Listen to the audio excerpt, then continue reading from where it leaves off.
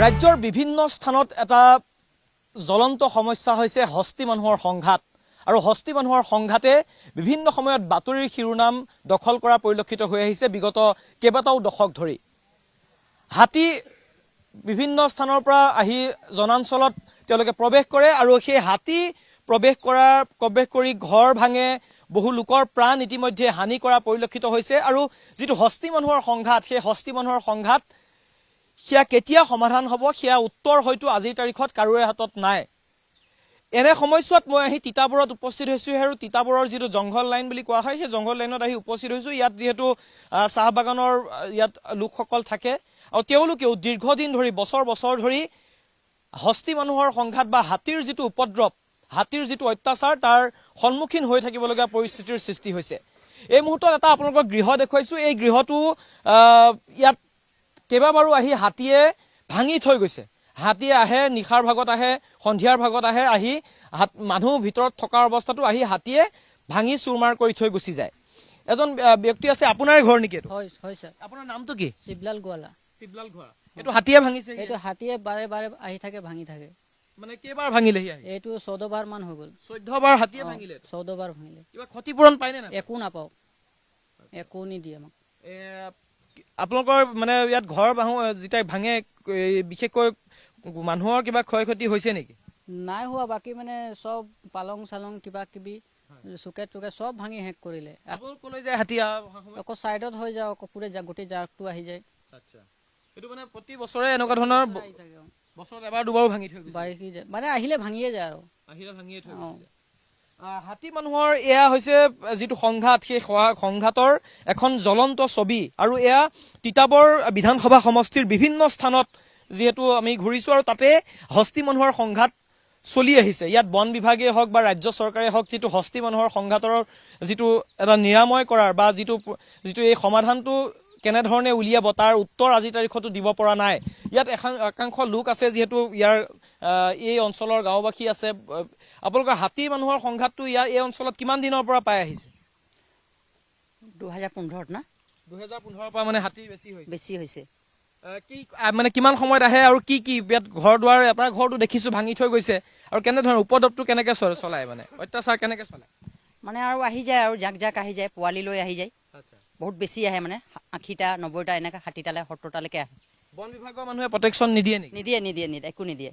কোনো লাইটৰ সুবিধা নাই একো নাই মানুহ মাৰিছে নেকি ইয়াতে হাতী মাৰিছে আপোনালোকে যেতিয়া হাতী আহে নিশাই হওক বা সন্ধিয়া হওক আপোনালোকে কলৈ যায় ঘৰৰ ভিতৰত থাকে নে ইয়াৰ পৰা ৰাস্তালৈ গুচি যায় নাই আমি ৰাস্তালৈ ওলাই যাওঁ বা আমি পলাই যাওঁ ঘৰৰ পৰা পলাবলগীয়া হৈ যায় জুই জ্বলাইও আমি পলাবলগীয়া হৈ যায় কাৰণ জুইকো কেতিয়াবা হাতীয়ে ভয় নকৰে আৰু আমি মানে এনেকুৱা ভয় হয় আমাৰ ল'ৰা ছোৱালী আছে এহেঁতি পঢ়িবলৈও লাগে সেইটো পঢ়াৰ সময়খিনি নষ্ট হয় আৰু যেটো সময়ত আহে নেকি ধান কটা সিজনত নৱেম্বৰ ডিচেম্বৰ অক্টোবৰ ছেপ্টেম্বৰলৈকে আহি যায় কিন্তু সেইটো সময়ত পৰীক্ষাৰ কাৰণে ল'ৰা ছোৱালীবিলাকো সাজু হ'ব লাগে কিন্তু আমাৰ এনেকা অসুবিধা হৈছে মানে আমাৰ লাইটো নাই চলাৰ নাই এনেকা অসুবিধাবিলাক আমাৰ হৈ আছে খেতি পথাৰ আপোনালোকৰ যেহেতু কৰে খেতি পথাৰবিলাক নষ্ট কৰে নেকি কৰে কাষতে এটা ট্ৰেইন লাইন আছে ইয়াতে ৰেল লাইন আছে ৰেল লাইনে কেতিয়াবা হাতী কাটিছে নেকি বা হাতী খুন্দিয়াইছে নেকি তেনেকুৱা কিবা ঘটনা দেখিছে নেকি কেতিয়াবা এইখিনি ওচৰত নাই কৰা এই দূৰত কৰিছে আমাৰ ওচৰত নাই কৰা হয় হাতী মানুহৰ যেটো সংঘাত সেই সংঘাতে বিভিন্ন সময়ত চৰম ৰূপ লোৱা পৰিলক্ষিত হয় আৰু এই হাতী মানুহৰ সংঘাত কেতিয়া নিৰাময় কৰিব পৰা যাব সেইটো আজিৰ তাৰিখত জনপ্ৰতিনিধিয়ে গুৰুত্ব দিছে নে নাই সেইটো এই মুহূৰ্তত উত্তৰ দিয়াটো কঠিন এই তিতাবৰ বিধানসভা সমষ্টিৰ যি বৰ্তমানৰ বিধায়ক ভাস্কৰ বৰুৱাৰ নেতৃত্বত যেহেতু তিতাবৰ সমষ্টি চলি আছে ইয়াৰ পূৰ্বে প্ৰয়াত প্ৰাক্তন মুখ্যমন্ত্ৰী তৰুণ গগৈৰ নেতৃত্বত তিতাবৰ সমষ্টি যেহেতু তেওঁ প্ৰতিনিধিত্ব কৰিছিল আৰু সেই তৰুণ গগৈৰ নেতৃত্বত থকাৰ পিছৰ পৰাও সেই সময়তো হাতীৰ উপদ্ৰৱ চলে এনে ধৰণে ঘৰ দুৱাৰ ভাঙি চুৰমাৰ কৰি থৈ যায় দিনতো আহে সন্ধিয়াও আহে নিশাও আহে ইয়াত বহু লোকৰ তিনিগৰাকীকৈ এই গাঁওখনতে তিনিগৰাকীকৈ লোকৰ প্ৰাণ হানি হোৱাৰ খবৰ আছে এই সমস্যাটো এতিয়া স্থায়ী সমাধান কি ধৰণে উলিয়াব পাৰিব স্থায়ী সমাধান উলিয়াব পাৰিবনে নোৱাৰে সেইটো কিন্তু এই মুহূৰ্তত এক ডাঙৰ হাথৰ বা ডাঙৰ এক প্ৰশ্ন হিচাপে পৰিগণিত হৈছে কিন্তু ইয়াৰ স্থানীয় যিসকল লোক সেই স্থানীয় লোকসকলৰ এটাই কথা যে তেওঁলোকৰ ক্ষয়ক্ষতি হ'ব নালাগে আৰু ক্ষয়ক্ষতি হ'লেও চৰকাৰে যি ধৰণৰ ইয়াত তেওঁলোকৰ ক্ষতিপূৰণৰ কথা কৈ থাকে সেই ক্ষতিপূৰণৰ বিষয়টো আপোনালোকৰ ইয়াত ঘৰ দুৱাৰ যে ভাঙি থৈ যায় চৰকাৰে ক্ষতিপূৰণ আপোনালোকক দিছে নে নাই নাই দিয়া ক্ষতিপূৰণ আপোনালোকেতো চৰকাৰে কয় যে হাতীয়ে যদি কিবা অনিষ্ট কৰে তাৰ কাৰণে এটা বিশেষ টকা পইচা দিয়া বুলি পেলাই কৈ থাকে আপোনালোকৰ ইয়ালৈ নাহে নেকি সেইবিলাক নাহে খেতি নষ্ট কৰিছে সেইটোও আমি নাই পোৱা কোনো নাই পোৱা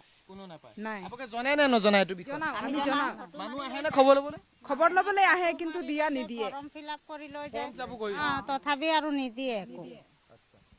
এই সমস্যাসমূহ জ্বলন্ত সমস্যা কিন্তু সেই জ্বলন্ত সমস্যাৰ সমাধান কেতিয়া তাৰ উত্তৰ জনপ্ৰতিনিধিসকলে চৰকাৰখনে কেতিয়া দিব তাৰ অপেক্ষাত এইসকল